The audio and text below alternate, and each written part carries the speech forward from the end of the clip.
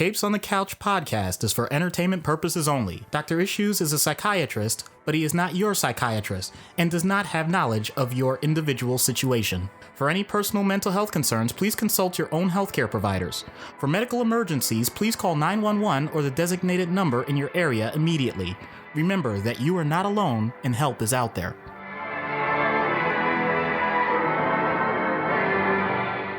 Hello and welcome to Capes on the Couch, where comics get counseling. I'm Anthony Sitko, and Doc Issues is once again not available this week, which is just as fine because this is the second half of our New York Comic-Con interview episodes. So this is just me giving you sort of an introduction into who it is we'll be speaking to. I had a blast doing the material last week, talking about all the amazing creators that I got an opportunity to speak to at New York Comic-Con, and this is the second half of all of those interviews. So let's just get right into it. The first writer that I spoke to today is Al Ewing, currently writing the Immortal Hulk, and who was announced at New York Comic-Con will be taking over Guardians of the Galaxy from Donny Cates. So I had an opportunity to chat with Al primarily about the Hulk. As you recall, we did the crossover episode with our friends at Popcorn Psychology about Bruce Banner and his many, many hangups. And Al was a gracious gentleman. And so listen to what Al had to say about the incredible, the Immortal Hulk. Anthony Sitko here, Capes on the Couch, live at New York Comic-Con, and I'm here with writer Al Ewing. Al, thank you so much for taking the time to speak with me today. Thank you. Before we get started, why don't you tell us a little bit about some of the projects that you're working on and some of the other characters that you've written in the past? Currently, I'm writing the Immortal Hulk, which is, we're sort of taking the Hulk in a kind of more of a horror direction. We're doing various things with him, some kind of theological things, some big cosmic things, a lot of body horror, a lot of psychological horror. The latest thing that's been announced is Guardians of the Galaxy, which is going to delve into some interesting kind of areas, but I probably can't talk about that too much yet. In the past, I've written Loki, Agent of Asgard, which was all about Thor's brother, who at the time was kind of transitioning from a villainous role to a more heroic/neutral role, and we were an important kind of stepping stone in that. And I've done various other things. I'm doing Valkyrie at the moment. I'm doing who's dealing with grief in her own life. I've done Mighty Avengers in the past, New Avengers, the Ultimates, a whole bunch of stuff for Marvel essentially. So one of the key things, and one of the things that I certainly enjoy about the book, is this your take on the Incredible Hulk, or the Immortal Hulk, is this notion of the Hulk as a horror story, and with the Hulk being the unkillable monster that arrives at night. My first question is, was that your pitch to Marvel, or was that an idea that they had and said, hey, we want you to write this book? A little of both, but mostly my pitch. Basically, the origin of all this goes back to, I believe, January of, I want to say 2017, but we were basically planning Avengers No Surrender, and we knew one of the beats we would probably have for that weekly thing to make it exciting for people was bringing back the Incredible Hulk. Now the trouble is, Bruce Banner was dead, and he had been resurrected a couple of times for stories and then put back in the ground. So we had to really kind of make it pop this time. And my idea that I said in the room and didn't get much traction at the time was what if this is just what he does? What if the Hulk just comes back to life? That's part of his powers. And you could make a really interesting horror thing. And having said that, the idea wouldn't leave me alone. And I was one of the, because I had been writing an Avengers spin-off series, I was one of the people working on No Surrender, and I kind of bagsied the Hulk because I had this very clear idea of how to do it. And so I did all the Hulk pages in that, and that sort of informed, I think that informed the, because you can see in the director's cut, what Tom was kind of pitching to writers to pitch back to him, his original ideas, and one of them was the Hulk being immortal. Maybe not the Rising at Night thing, but I was one of the people pitching the solo book, and I did have to compete for it because at the time I wasn't a big seller. And one of the things I was pitching was tone, and I was very much pitching it as a horror book, as a book with a particular tone, with a kind of trying to do things that other books weren't doing, a kind of unique quality. So yeah, it was something I pitched. At the same time, I feel like had somebody else kind of won the bake-off and like got the title, it would still be a horror book of some sort. Well, regardless of that, you have taken it and you have done an outstanding job with the story so far. Every issue I read is just continues to amaze and astound. One of my next questions is, as far as every opening of the book, there seems to be a quote either to some literary classic or some theological tome. How much research and thought process goes into, how much time do you spend figuring out what quote you want to use to open up each issue? It's got a little bit harder because they all have to be public domain now. So I have to go back, basically pretty much pre-20th century. But I do, every so often I'll sit down and I'll go through a bunch of books and a bunch of things like William Blake, Shakespeare plays, the Bible. I'll sort of look into if a passage comes back to me from. I'm trying to think. There's some William Blake coming up in post 25. We had some Sun Tzu recently. Things occur to me, and I look into them, and I find out what the juicy quotes are. I'll sort of go away and do that occasionally. So sometimes I have like my little document full of quotes that I go back into. Sometimes I'll just have to come up with something based on what I know is in the issue. Yeah, and it can be a little tricky, but I feel it's a thing that kind of developed by accident because we started it off as just the Jung quote, and that was instead of a recap page, and then we also had a quote instead of a recap page for two, because I supplied a quote thinking it would be at the bottom of a recap page, and it was its own thing, and then we were locked in, and it's like, okay, we've got to do this every issue now because it looks amazing. I agree. It definitely does look amazing, and I always appreciate when I get to read something that I never would have read had it not been mentioned in a comic book. There was something I recall reading, I believe it was one of John Locke's treatises that Ta-Nehisi Coates had referenced either Black Panther or Captain America, I can't recall which, and it just led to it spiraled into this whole thing. So to our listeners, you can learn things by reading comic books. One of the fascinating things about Bruce is that the whole issue of he's Bruce and the Hulk, and what I find very interesting about your book is that the Hulk seems to retain a lot of his eloquence, so to speak, when he becomes Hulk. That you don't write the Hulk with the standard cut, very short sentences, Hulk smash, etc. That he retains that level of eloquence, and I was wondering what led to that direction, because I think, frankly, for me, it makes for a much more horrifying and scary Hulk. I mean, what it is there's the Hulk voice that is that always comes to mind, which is the Hulk smash, the kind of childlike talk.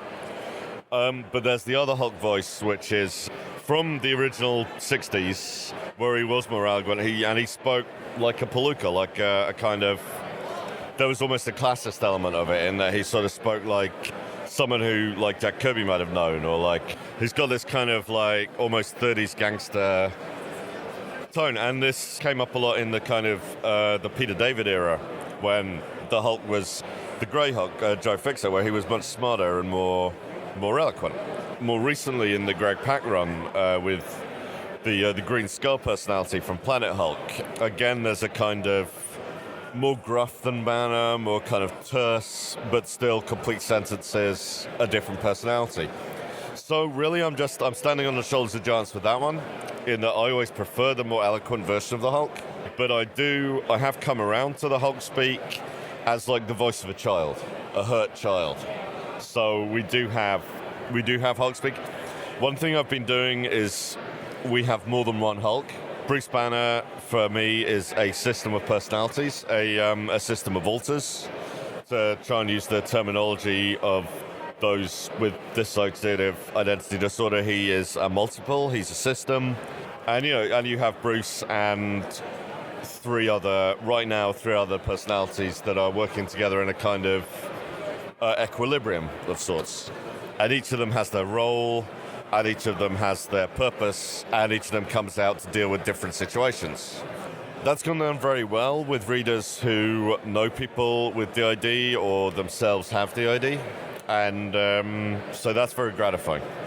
So they just announced, obviously, that you're going to be taking over Guardians of the Galaxy. Yes. Now, is this going to be something you're doing simultaneously with the Immortal Hulk? Yes, I'm doing that, and I'm doing the Immortal Hulk. Both of those I'm treating as like, my big priority books. So, I mean, Hulk, obviously, I'm on until the end of my run. At this point, they don't want me to, they don't want to change horses midstream. I don't want to change horses. Guardians, I've got different ideas about that I want to explore. People are going to see what those are, but I am doing both of them. And people have already asked me, does this mean I'm quitting Hulk? It does not. Okay, well, I'm very glad to hear that because I know I myself, as many other folks, are very interested in the Hulk run. I just want, so thank you very much for taking the time to speak. Oh, thank you, and I'm sorry it was so truncated. Great stuff, and I do urge you to go out and read the Immortal Hulk. It very much reads like a horror comic, as opposed to some of the more action-oriented comic books that the Hulk has been in over the past several years. And I read a bunch of it on Marvel Unlimited, actually on my way to New York Comic Con, and I just could not stop reading from the first issue on. It is fascinating. It is a thrilling read, and I do definitely encourage all of our listeners and pretty much anybody who likes comics to go out and read the Immortal Hulk. Al has been going strong now for over a year on that book, and it seems like he has no intentions of stopping anytime soon. The next writer that I spoke to is Saladin Ahmed, and Saladin has written a number of very intriguing characters. The ones that I really wanted to speak to him most about were Quicksilver, Black Bolt, and he's currently writing Miles Morales in the Spider-Man book. So Saladin has a very interesting take on certain characters, and I was very curious to see what his takes on some of the more prevalent socioeconomic and cultural issues were that he puts his characters into. So he was able to give me some really interesting and fascinating insight into that. So without further ado, here's my chat with Saladin Ahmed. Anthony Sitko here at New York Comic Con, and I'm here with writer Saladin Ahmed. Saladin, thank you so much for taking the time to speak with us. Hey, how are you? So before we get started with the interviews, why don't you take a moment and just explain some of the things that you've worked on and some of the stories that you've managed to tell? Yeah, I write right now Miles Morales, Spider-Man, and the Magnificent Ms. Marvel for Marvel. I've also got an indie comic called Abbott, and I've written Exiles, Black Bolt, Quicksilver, some other stuff in the past.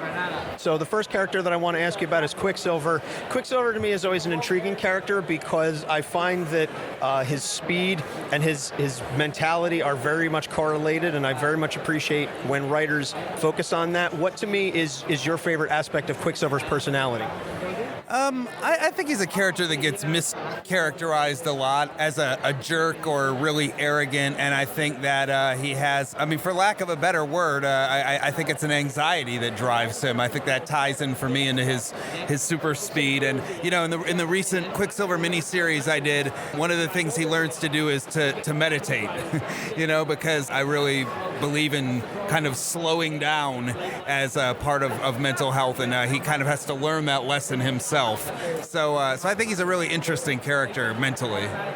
Certainly, and I harken back. I don't recall if it was you or another writer where he was talking to somebody and he said, "Have you ever been behind someone online and they're taking forever?" He said, "My entire life is like that," and so that anxiety I think builds within him. Aside from meditation, what are some of the other things that you think Quicksilver can do to help alleviate some of that anxiety and stress, or what else would you like to see him do to alleviate that anxiety and stress? Well, the miniseries I wrote him in, he was sort of trapped alone in this alternate reality, and so he got a lot of time to kind of think about what he's done wrong with his life, and a lot of it had to do with reaching beyond that anxiety to connect with other people. Pietro is not great at that, especially, for instance, his sister, and to be able to connect with other people without trying to control them, I think, is his. That would be the homework I would give him if I was his therapist. Interesting take on that.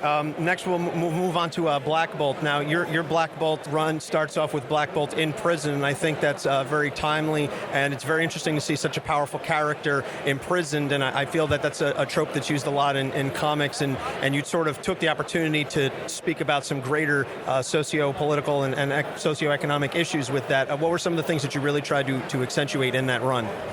Yeah, it was definitely a series that was about kind of what happens when we lock people up and what it does to them and who gets locked up and who doesn't and why that is. And with Black Bolt also, though, it was a lot of about childhood and about how the things that traumatize us when we're small continue to kind of define us. The character was, because of his vocal powers, in his official biography, it's always been an established fact that he was raised in a soundproof chamber. To me, when I wrote this series, I said, he's got to be messed up from that, right? I mean, that's a bizarre way to grow up. And so I tried to kind of account for that when I wrote the series, is that kind of trauma and how we start to try and move past it. Certainly, and I think that, being raised, as you said, in soundproof and almost in solitary confinement, I think we see that a lot in the current prison system, that solitary confinement is being described as akin to torture in some respects, and I feel it was fantastic of you to take that and tackle that on. What were some of the other issues that you would have liked to have discussed with Black Bolt, perhaps, but maybe didn't have the time or the space within the pages of a book? Well, I think that, again, I tackled Black Bolt mostly in a pretty isolated setting. I mean, he came back to Earth kind of in the second half of our run, but he spent a lot of time trapped in space. And I guess if I were to kind of come back to that character, I'd probably look at his role in the larger Marvel universe and kind of what it means for him to be a king and things like that. But I feel like we got a pretty good... I painted a pretty good portrait with Christian Ward's help, and I'm pretty satisfied with what we did there. So there are other places I would go, but I don't feel like that's a character where we left things hanging.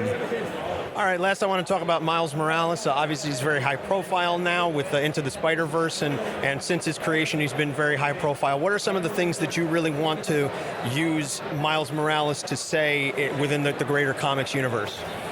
Well, I think Miles is sort of the face of what's fresh and current and kind of new with the Marvel universe. He's a sort of connected to tradition by being Spider-Man, but is also his own person and looks different and has a different kind of name and is from a different borough. And I think that in those ways he typifies what's best about kind of the new world of the kind of new geek stuff that's out there. I also think that his sort of buoyant spirit, I try to write a character that is sort of stays positive without being sort of syrupy and saccharine, create situations that try him, but he never has that fundamental goodness broken, and I think that's something to aspire to.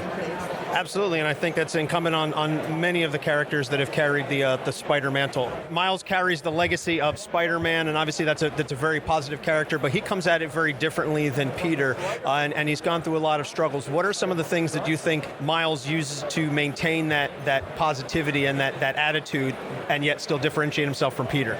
I think the main thing for him that Peter didn't have present in the same way is family. Of course, Peter had Aunt May, and he draws on Uncle Ben's lessons, but Miles' family knows he's Spider-Man, and that allows him to kind of have a support network that Peter just didn't have. So I think partially for that reason, partially just for temperament, Miles is a less sad kid than Peter was, and I enjoy that. I enjoy writing his brightness, because I'm kind of a dark person myself, so writing a very happy character that gets that strength from his family and maintains that positivity is a joy. All right, so last question. What are some other socio-political or socioeconomic issues that you would like to discuss in comics that you haven't yet had an opportunity to write? Oh, that's a huge question. I guess I kind of am always trying to do that at the same time that I'm trying to tell an entertaining story. So I don't know that there's one big issue that I feel like I haven't tackled, but I guess I'll just continue to do what I feel like needs to be talked about as I write. Really good stuff from Saladin. Like I said, a real gentleman. Really appreciated him taking the time to speak with me. He was very busy with fans coming over to his booth, so I was able to get about 10 minutes of stuff with him. So I think that was well worth the opportunity, and I would definitely love to speak to him more in depth at a later time. And so perhaps maybe if you folks are all interested in that and you want more from some of these creators, certainly reach out to us. Shoot us an email, capesonthecouch@gmail.com. Send us a message via social media. Let us know if you want to hear more from any of the creators from this episode or last week's episode. I know we've also got a couple writers that we haven't yet spoken to, but I have done some legwork on reaching out to them. So there will be some cool stuff coming, knock wood, that comes hopefully to fruition in the not too distant future. The next voice that you'll hear me interviewing on the podcast should be a familiar one to long-term listeners. If you recall, several months ago, we got an opportunity to speak to Erica Schultz, writer of 12 Devils Dancing, Daredevil, and a number of other characters. And at that time, she told us that she had a project in the works that she couldn't reveal anything about, but it would be announced at New York Comic Con. Well, lucky for us, the project was announced a little bit early. We found out it's Forgotten Home, which is a Comixology original that you can go and check out. And you can find more about that on her website at ericaschultzwrites.com. Side note, if you go to the press and reviews page and you look at all of the things that she's been in, our interview is actually number one with a little quote from us that said, "It's a testament to good writing when you want to know more about the side characters too," which is absolutely the case. So I haven't had yet an opportunity to pick up or download the first episode or the first issue of Forgotten Home, but I will absolutely be doing that shortly. And so without any further ado, here is my discussion with the amazing Erica Schultz. Anthony Sitko here with Erica Schultz. Erica, first off, thank you so much for taking the time to talk to us again. We really appreciate it. I had a great time talking on the show, so I'm really glad you were able to find me in the sea of people that is New York Comic Con. Yeah, it is a bit crowded here, even on a Thursday. At least I'm talking to you on Thursday and not on Saturday, at which point we wouldn't even be able to hear each other. I know, it's so weird that everybody says this is the slow day. Yeah, if this is slow, I really hate to see what crazy looks like. So back when we spoke several months ago, you mentioned that you had a project in the works that you were looking to announce at New York Comic Con, and I believe it was announced a little early, a little prior to New York Comic Con. So it's called Forgotten Home. Can you tell us a little bit about it? Forgotten Home is about Lorraine Adelet, who is a sheriff's deputy in Montana, and she's investigating several child disappearances. And when she goes to investigate, she realizes that there's a supernatural element at play in these disappearances.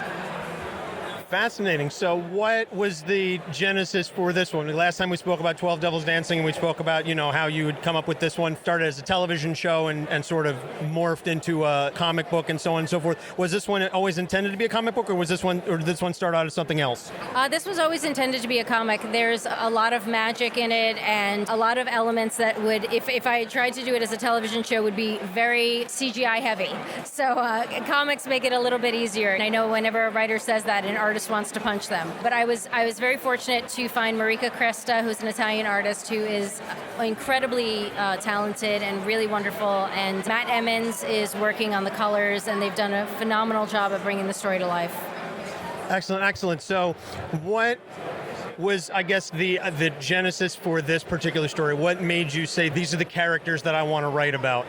Well, the story's a lot about family, so I wanted to explore something that was both family drama but also high fantasy. So I just sort of started thinking about, at the time, Frozen was really big, and it was, this story about like sisters and magic and living in castles and drama, and I started writing one story that was kind of like the anti-Frozen, and Forgotten Home sort of split off of that, so now I have two stories that are kind of like that, that both deal with magic, but I wanted to bring Forgotten Home into the real world first, to sort of ground it, and this idea of, like 12 Devils, your past will catch up with you. Interesting. Now, is this intended to be an ongoing? Is this a limited series? What is the length of the story that you want to tell? Well, I'm telling an 8-issue story. It's going to be digitally monthly on Comixology, and it will be, the first issue came out yesterday, the 2nd of October, and then we'll go monthly issues for there, and then after the 8 issues, you'll be able to purchase it in print as a trade paperback. Excellent. So you said the main character is a sheriff's daughter? A sheriff's deputy. Sheriff's deputy. Okay, I apologize. Okay. What is her story? Again, without trying to get too much into the story and without giving away spoilers, obviously it just came out yesterday, so I haven't had a chance to read it yet. I guess from a psychiatric and psychological perspective, what are some of her issues that you baked in? Her issues, basically, she has abandonment issues. She also has issues with authority, which is funny because she is a cop. But basically the idea is that she was in her homeworld, in her situation, she was put into a position where she didn't want to be, so she ran away. She ran away from her problems, and her problems came back to bite her in the ass. It was, 15 years later, but some people have very long memories.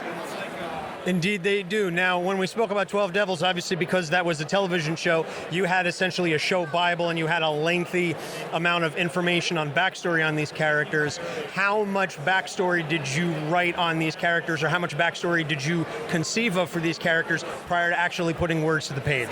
Most of my books, I do something close to a show Bible, whether it's specifically just to be a book or if it was like 12 Devils where I'd originally wanted to do it as a film.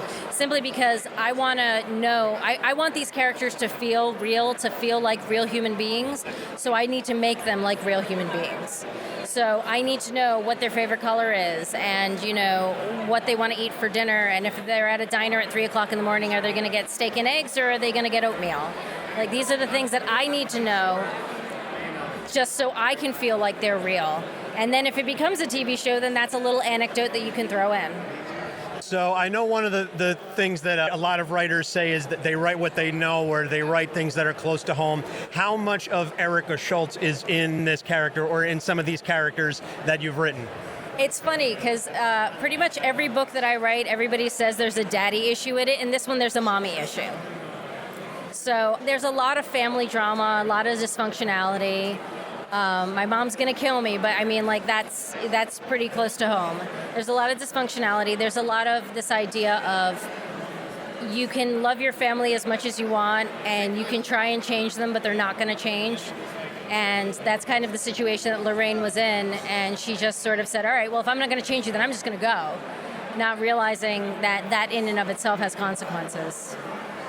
Okay, so now I'm so cryptic, and I'm sorry. It's just like I want people to read the book.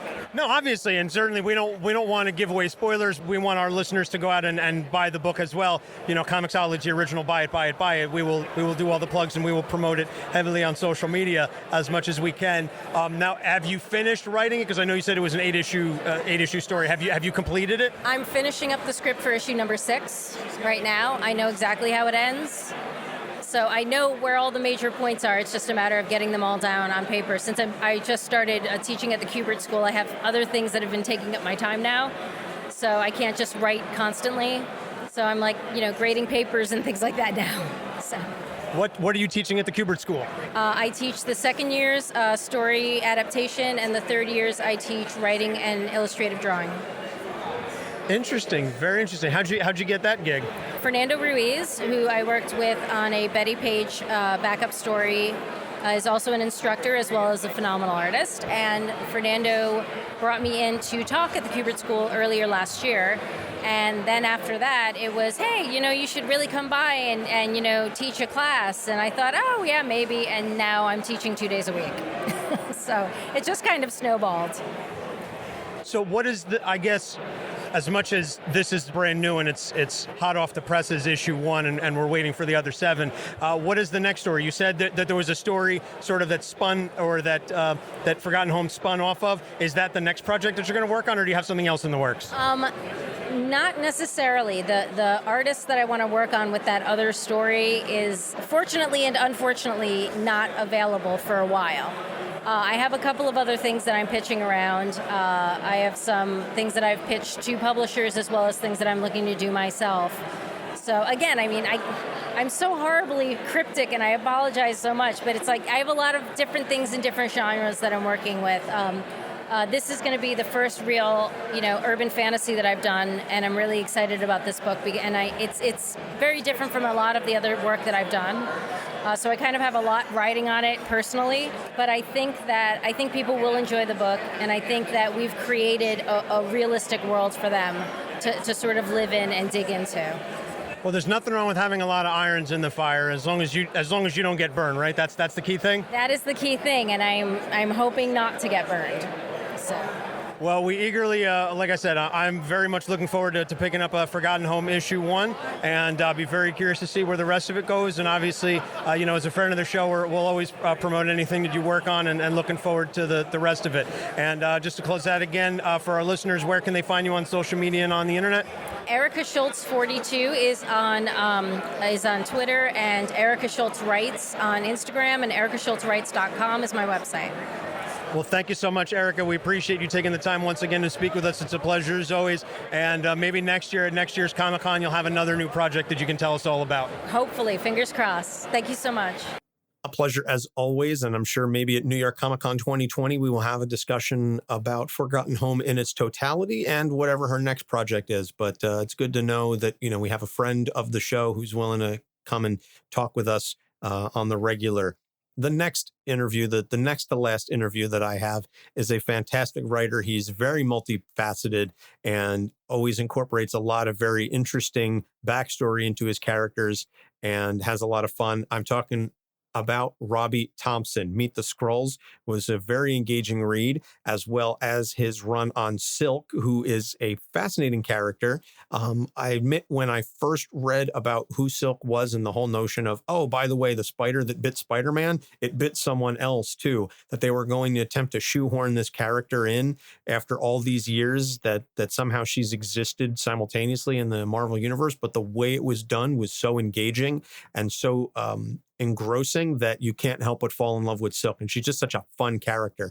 But also her struggles with mental illness are incredibly realistically portrayed, very much like Jeremy Whitley when he was writing Nadia. And some of the Future Foundation characters have a very real bent on their mental health struggles. Robbie Thompson himself has spoken and has a great deal to say about mental health, and it comes from a very real and very personal place. So this was another fascinating and fun, engaging episode, or interview rather, to do. So without any further delay, here is my discussion with Robbie Thompson. Anthony Sitko here at New York Comic-Con. I'm here with writer Robbie Thompson. Robbie, how you doing today? I'm great. Happy to be here. Excited to be at New York again. So before we get started, I'm going to talk to you a little bit about Silk, but why don't you tell us about some of the projects that you've worked on or anything that you're currently working on? I did a limited series called Meet the Skrulls that's out in trade paperback now, and I'm currently working on a Star Wars comic called Target Vader, which is a ton of fun. Excellent. So I want to talk to you about Silk. You didn't create the character, but you were responsible for her first solo series. So I feel like you had a major hand in sort of how she's been handled and written in the Marvel Universe. What are some of your favorite aspects of the character? I think my favorite thing is actually the guys that created her, Dan Slott and Humberto Ramos. There's a panel of her when she comes out of the bunker for the first time, and she's actually like smiling and she's like whipping through New York City. And I just thought to myself, like, had I been locked in a bunker for 10 years, I probably wouldn't be excited. I would probably just still kind of like in a fetal position and crying. And it really spoke to me about her character right away, because it was like, this is someone who never gave up despite like really intense, a situation that she was in. She was locked away by herself for 10 years. So that was like, to me, the first starting point for where we went with her character. And then a longer conversation with Ellie Pyle, who was the original editor on the book, about like, let's talk about some mental health issues. Let's talk about what this would really do to you psychologically if you had been locked away for so long. Yeah, definitely. And what were some of the things that you worked on, and what were some of the ideas that you had to show the fact that she had been, I don't want to say arrested development, but the fact that she had been almost, in isolation for an extended period of time that takes a toll on a person. What were some of the ways that you used to show how that impacted her when she came out of the bunker? I think early on we kind of used like pop culture, like she doesn't get certain like pop culture references, or some of her slang is sort of dated. We tried to kind of like show that this was a person that had really, struggled maybe internally, but wasn't really kind of dealing with that right away. It was a little bit more like, hey, everything is cool. And then slowly but surely we wanted to kind of tease out that there were some larger issues like, going on sort of underneath the surface. I'm a person who has dealt with anxiety for a long time. And when I was reading and doing some research about, it's kind of hard to find an analog for her situation, but in like people who have been like either kidnapped or like held captive, like there was a lot of like kind of overlap, it felt like to me. And so we kind of wanted to kind of tease that out a little bit, that she was someone who was dealing with a little bit of like social anxiety disorder, but doing it in an almost extroverted way. Like she's maybe cracking a joke or like making an incorrect pop culture reference, but underneath there's something that wasn't being dealt with. And then that's what we kind of build towards with her actually going to get mental health. Absolutely fascinating. One of the other things that you mentioned, your own struggles with anxiety. So many writers, at least the ones that I've interviewed here and the ones that we've spoken to over the course of the show, have said, write what you know. And so how much of Robbie Thompson is there in Silk, in Cindy Moon? Well, when I got the job, like, we didn't have a lot in, like, on the surface, I was like, oh, maybe we don't have a lot in common. But when I found that little, like, maybe overlap piece, again, as a person who's been in therapy for over 10 years and has had issues with anxiety, I was like, that felt very relatable to me. So, like, that's probably the only aspect of it. But also, like, I think it's very hard for most people to, like, either get help or realize that they might need help. I was the same way.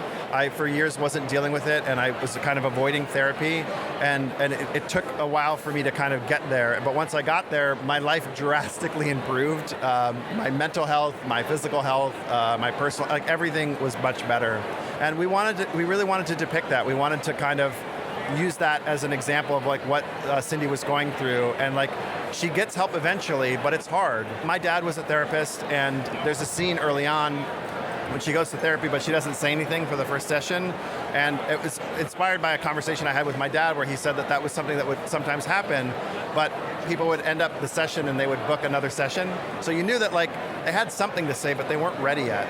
And I thought that was really, I was hoping that was relatable, because I know that was the struggle that I had. I was like, well, I don't know how therapy works. It was like this, even though my dad was a therapist, I was very confused by it. I think I was scared by it. And I'm sure there was some shame as well, but it was the best decision I ever made. And we really wanted to show that it was a positive impact on Cindy's life. So I would say that part of it is probably me. Everything else is what, you know, Dan and Umberto kind of set up, and then we kind of played with, you know, as a group, all of the artists and editors.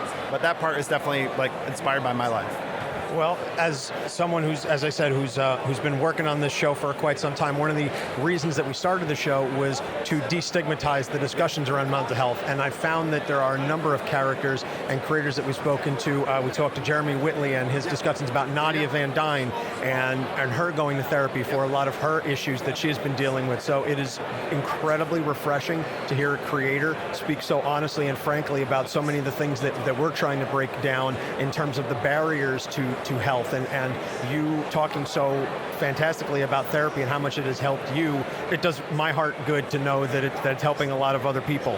What are some of the stories that maybe you haven't gotten a chance to tell with Cindy, and should you return to the character, that you'd like to continue to tell with her? I ended my run on the book a couple years ago, and although we were rushed a little bit, Marvel was really great and gave us an extra issue, and we were able to kind of, I would say we didn't finish telling everything we wanted to tell, but the emotional journey and then her eventually getting reunited with her family, like, it felt like we got to do that in a way that really felt, at least for me personally, satisfying. I would happily tell more stories with her. I put her in Spider-Man and Deadpool more as like a part of a team, but for my part of it, I felt very satisfied with the ending, and I'm really excited because, you know, Greg's got her in Agents of Atlas, and I hope maybe someday down the line they do another, like, solo book with her. And I'm really excited to see other writers, you know, take what we did and build on it and expand on it and really let her character grow. It's one of the many things I love about comics is, like, we get to have our time with the characters, and then, like, the character continues to move on, you know, past us. And it's always interesting to see how people iterate and expand and really kind of draw the emotional life of a character out. So I'm more curious about to see what other people do with it next. Okay. What's a character that you'd love to work on that you haven't had an opportunity to write yet? Oh gosh, that's a great question. I don't know. I've been really lucky on the Marvel side. I've been able to work with a lot of characters. I haven't really done much with any of the X-Men. I wouldn't say I have a particular one in mind, but I grew up reading the X-Men and loving them, and the new books are so amazing. And to get to play in that world at some point, I don't know if I have a character in mind, but I think the X-Men are always so relatable, especially if they ever needed like a younger X-team at some point. I would be really into that because, you know, as a kid reading those comics, I felt like an outsider and a bit of a weirdo. And then, like, you're like, oh wait, like, maybe the weirdos are cool. You know, maybe it's okay to be weird. And to be part of something like that, I think down the road would be really cool.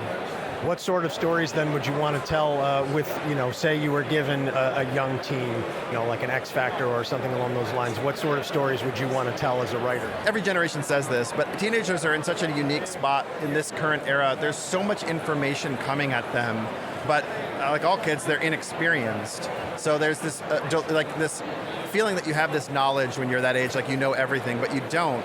And I can't imagine what it's like now when all this information is coming at you.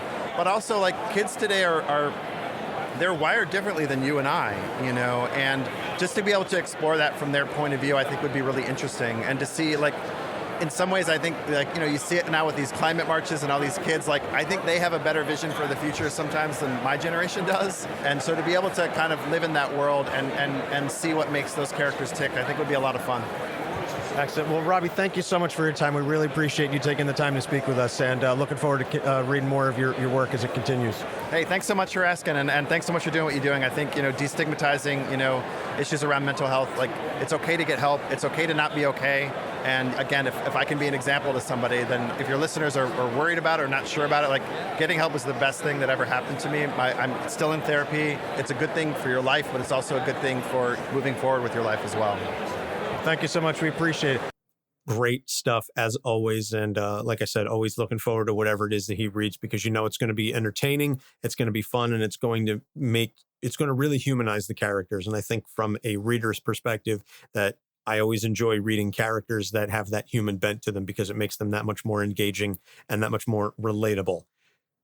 The last interview. This is not the last interview I conducted, but we saved this one for the end. This one, I still don't know how I got it. I mean, I know I got it because I spoke to his assistant and she managed to book me 15 minutes. But it's one of those things that if you were to give me a list of comic creators that I didn't think that I would have the opportunity to speak to, and that I would absolutely cut off my arm to talk to, Tom King would probably be number one. But right below that,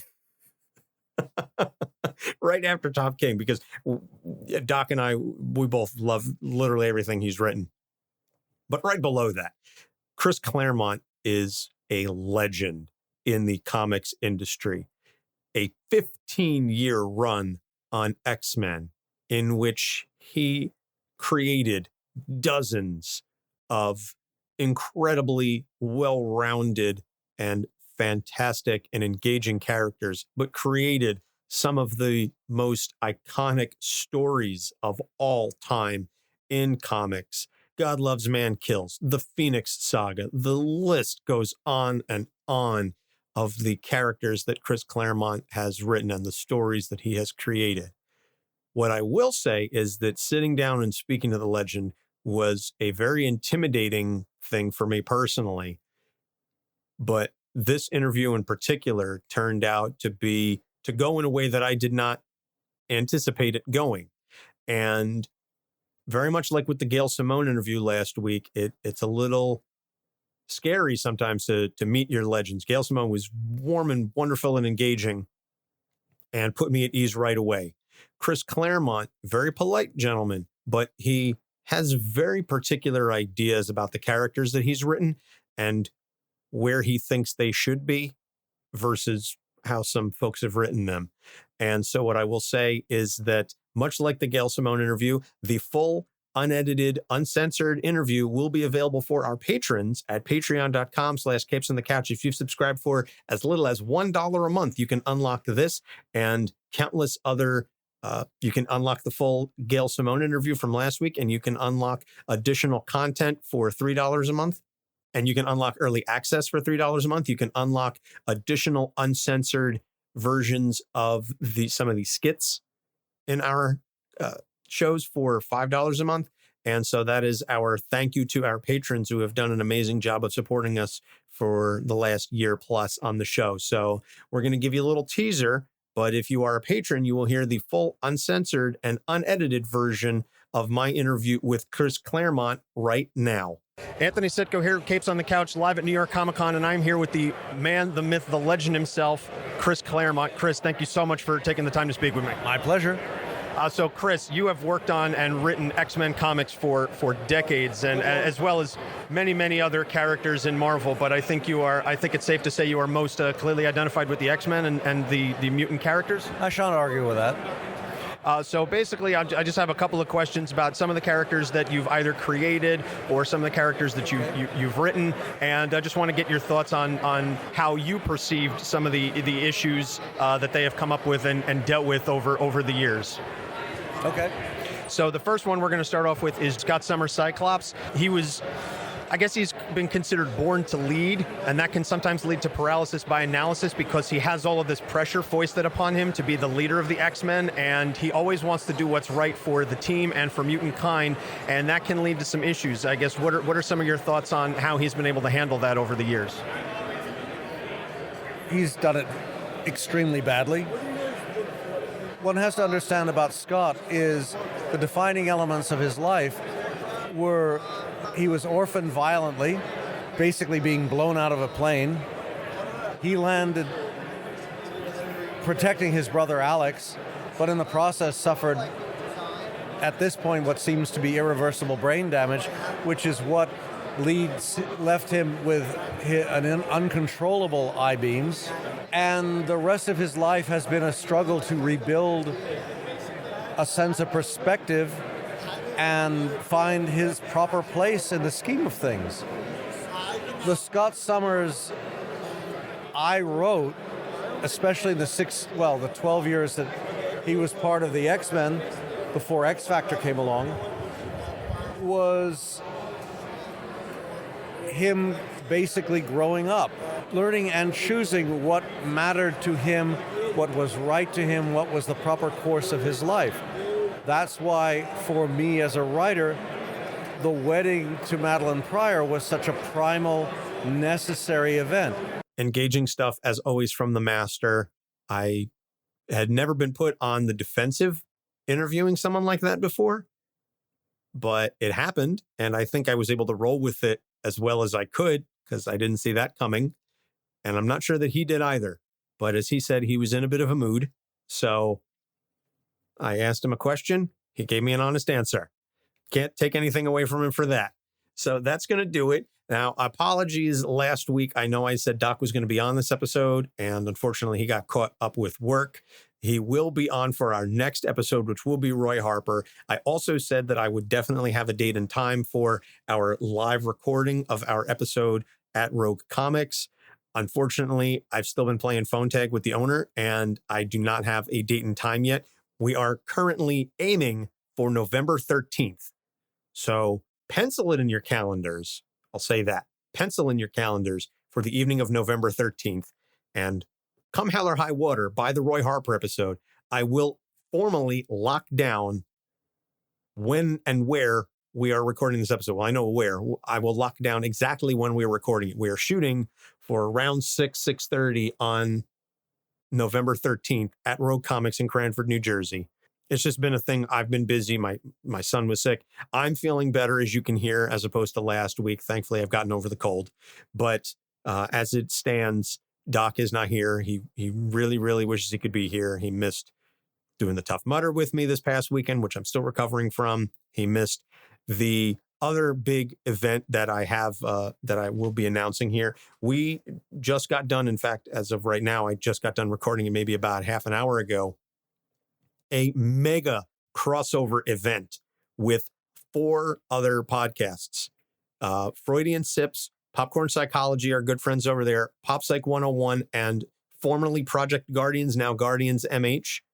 We combined and collaborated on a roundtable on mental health that we are calling Sipping Pop While Guarding Your Popcorn on the Couch. The Guardians kind of made it a little awkward there. I would have preferred Eating Popcorn on the Couch, but we had to fit their name in there. In any case, that episode will be coming out next week, and we will be releasing it simultaneously on all 5 of our shows. And it was an absolute honor to be able to speak with all of these fantastic podcasts. And I know that we will definitely be doing more shows with individually each of the other shows. And I'm a patron over at Freudian Sips, so I look forward to hearing what it is that they continue to do. Obviously, we've worked well with Popcorn Psychology. I've been a guest on their show now twice, and we did the crossover episode on the Incredible Hulk. Doc is still coordinating with Dr. Goku on when he can appear on Guardians MH, and there will definitely be a crossover with Pop Psych 101. So you can check out all of those podcasts on whatever podcatcher you happen to listen to. And you can find us on pretty much all of the podcatchers as well. As always, our website is capesonthecouch.live. You can find us on social media, Facebook, Instagram, and Twitter at Capes on the Couch. You can send us an email, capesonthecouch@gmail.com. Our Patreon page If you want to hear the full, uncensored, unedited interviews with CHRIS CLAREMONT and Gail Simone, among much, much more content, you can go to patreon.com/capesonthecouch, and you can go to our TeePublic page, tpublic.com/user/capesonthecouch, to buy some cool stuff with our logo on it if you are that much of a fan of the show. And I think that's just going to about wrap it up. Our next episode is going to be Roy Harper, aka Speedy, aka Arsenal. Young Justice. He's done a lot, and he's been through a lot in his life. So that's going to be the next more standard format, I should say. Capes on the Couch will be back to normal, so to speak, with the skit and Doc and everything else. So I apologize for those of you who were looking forward to hearing Doc's take on some of these interviews. He wishes he could be here, but like I said, unfortunately, work came first. But he will be back for the Roy Harper episode. I can promise you that. So for Doc Issues Spirit, I guess, I'm Anthony Sitko. Thank you so much for listening. We will see you next week. Capes on the Couch podcast is for entertainment purposes only. Dr. Issues is a psychiatrist, but he is not your psychiatrist and does not have knowledge of your individual situation. For any personal mental health concerns, please consult your own healthcare providers. For medical emergencies, please call 911 or the designated number in your area immediately. Remember that you are not alone and help is out there.